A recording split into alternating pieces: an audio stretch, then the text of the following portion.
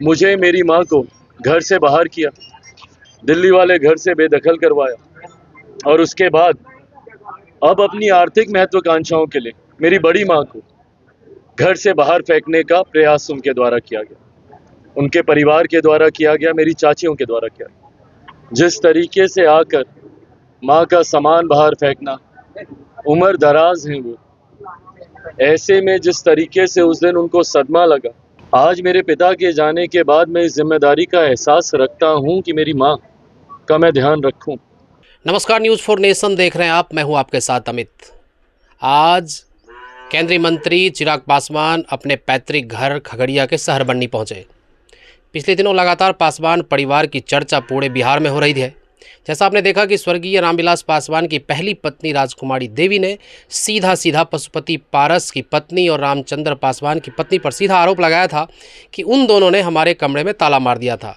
और उस समय मीडिया से बातचीत करते हुए राजकुमारी देवी ने कहा था कि चिराग बाबू आइए और घर का बंटवारा कर दीजिए। अब जो है आखिरकार केंद्रीय मंत्री चिराग पासवान अपनी मां के पास पहुंचे हैं। क्या कुछ मीडिया से बातचीत करते हुए कह रहे हैं, सुनिए। कि अपनी महत्वाकांक्षाओं के लिए, पहले राजनीतिक महत्वाकांक्षाओं के लिए मुझे मेरी माँ को घर से बाहर किया, दिल्ली वाले घर से बेदखल करवाया और उसके बाद अब अपनी आर्थिक महत्वाकांक्षाओं के लिए मेरी बड़ी माँ को घर से बाहर फेंकने का प्रयास उनके द्वारा किया गया, उनके परिवार के द्वारा किया गया, मेरी चाचियों के द्वारा किया गया। जिस तरीके से आकर माँ का सामान बाहर फेंकना, उम्र दराज हैं वो, ऐसे में जिस तरीके से उस दिन उनको सदमा लगा, ऑक्सीजन चढ़ा, पानी चढ़ा, अब उनकी वो उम्र नहीं है कि वो इस तरीके की चीज़ों को बर्दाश्त कर पाए। दशकों बिताए हैं उन्होंने इस घर में।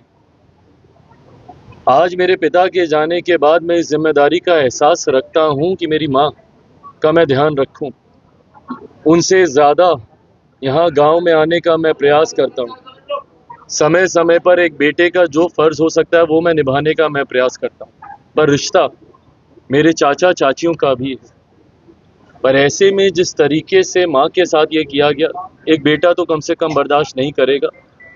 दुख होता है, तकलीफ होती है और तब ज़्यादा होती है जब आपके अपने ये करते हैं। पर ठीक है, मुझसे उम्र में बड़े हैं, चाचा हूँ, चाची हूँ, रिश्ते की मर्यादा ये कहती है कि मैं उनके बारे में कुछ ना कहूँ। बट हाँ, अगर अब वो ये तक चाहते हैं, मैं कभी नहीं चाहता था, पर अब अगर जैसा चाची ने आके कहा कि बंटवारा होना चाहिए, अब अगर वो ये भी चाहते हैं तो ठीक है, उसके लिए वो पहल करें, जैसे जहाँ का जो बंटवारा करना है, और एक ही बार कम से कम ये विषय समाप्त हो जाना चाहिए।